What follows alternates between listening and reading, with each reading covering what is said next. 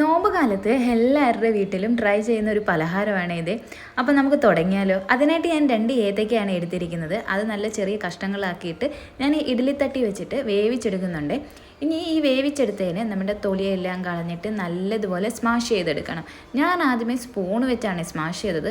അതങ്ങോട്ട് ശരിയാവത്തോണ്ട് ഞാൻ പിന്നെ കൈ വെച്ചങ്ങ് കുഴയ്ക്കാൻ തുടങ്ങി.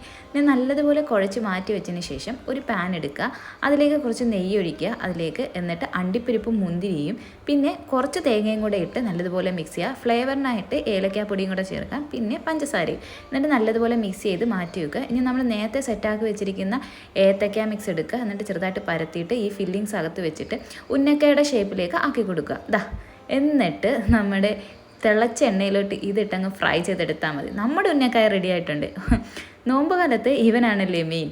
അപ്പം എല്ലാവരും ഒന്ന് ട്രൈ ചെയ്ത് നോക്കണം. സിമ്പിളാണേ. അപ്പോൾ ഇന്നത്തെ വീഡിയോ ഇത്രയേ ഉള്ളൂ. എല്ലാവർക്കും ടാറ്റാ.